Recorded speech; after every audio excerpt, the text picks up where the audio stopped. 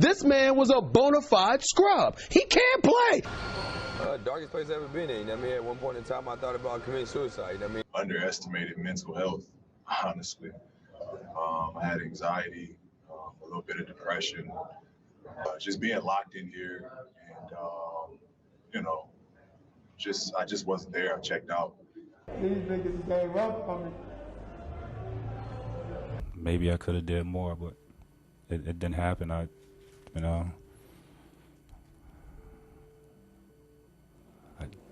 tried, man. I tried. Every athlete in the world has their own challenges to overcome. But what if I told you that most of the problems emerge from the state of their mental health? Which brings up the question, how important is mental health? Mental health includes emotional, psychological, and social well-being. It affects how we think, feel, and act. It also helps determine how we handle stress, relate to others, and make choices. Mental health can affect anybody.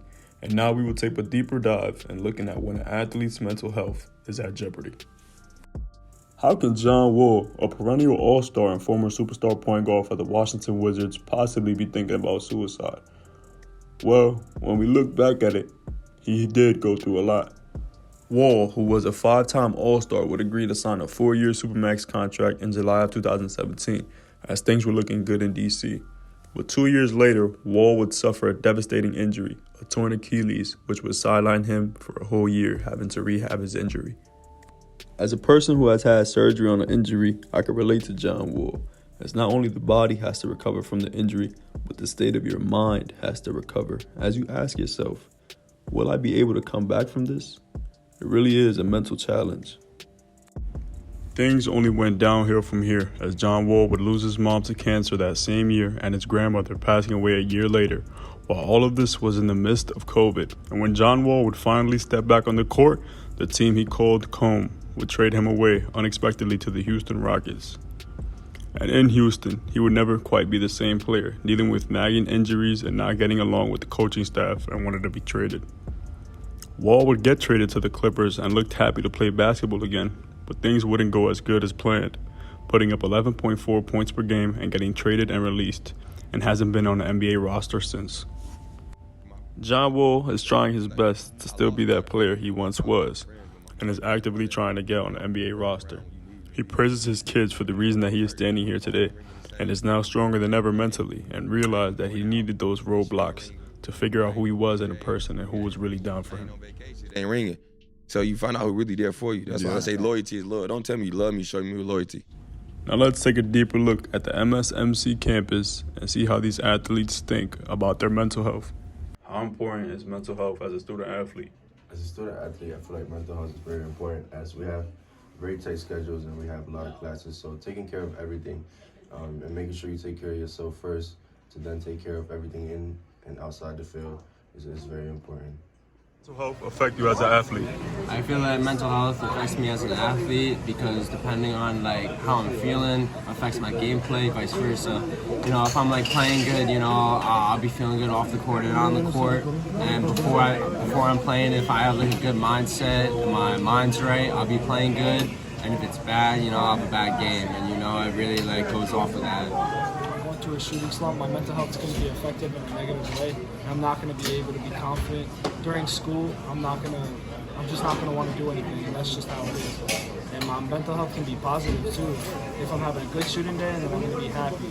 So mental health plays a big part as an athlete because it's more than just the physical aspect of the game. It's more mental. Because I'll say 99% of it's mental, because if you're having a bad game, you're not going to feel well. And next game, if you go into it thinking you feel like shit. As kids, we're taught, look good, feel good, play good. But what if you're not feeling good mentally? Do you really believe your athletic performance is going to rise up to the occasion every time? Lucas. Or do you think that your mental is going to bring you down? The production of athletes solely has been placed on the mental game. If you're not confident in yourself, you're not putting your team in the best position to win. You have to believe in yourself at all times to make the game-winning plays. A lot of times, these athletes need to relearn themselves as they go through the mental challenges. Let's take a look at the youngest MVP ever, Derrick Rose.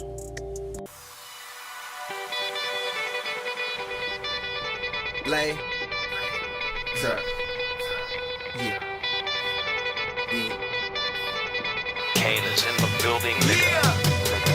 Already the show goes on all night till the morning. We dream so long. Anybody ever wonder when they would see the sun? Derrick Rose, who was the most valuable player in 2011, was an explosive point guard from Chicago, full of potential, as nobody has ever won an NBA MVP as young as he did at 22 years old. He would cross over defenders and explode at the rim. He would fly all over the place and was full of confidence. But following a year later after winning his first MVP, Derrick Rose on April 30th, 2012 would suffer a torn ACL. A devastating blow for the Chicago Bulls, as their franchise player would suffer an injury that would sideline him for a year.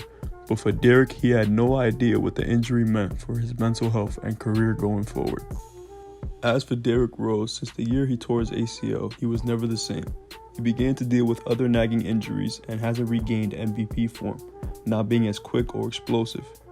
Derrick would start questioning himself and going through it mentally, knowing he wasn't the same as before, but also knowing if he wanted to still play the game he loves, he would need to find a way to push and fight through to stay in the league. If anything, emotionally, it drains you a little bit, not being out there, but continue working out, but hey.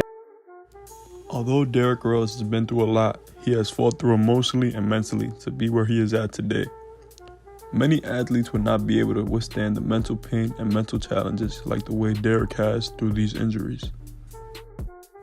Derrick Rose gets credit for all of this, as he works so hard and the fans acknowledge him, and he is one of the most loved players in the league. A huge victory for this team, and it comes from you and your career high 50 points.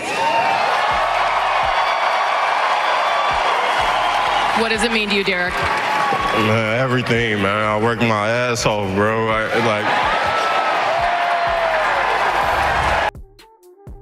The media seems to always bash on athletes when the level is players bad. But we need to remember these athletes are human too, and they go through things just like us. The good thing is now we see athletes are starting to speak out and having their own podcasts or radio shows to talk about their mental health and challenges they go through. I think athletes speaking out is very needed. Hopefully in the future we see more athletes being able to speak on the sport and their daily lives so that nobody has to go through anything alone and they can speak out on their mental health and whatever challenges life is throwing them.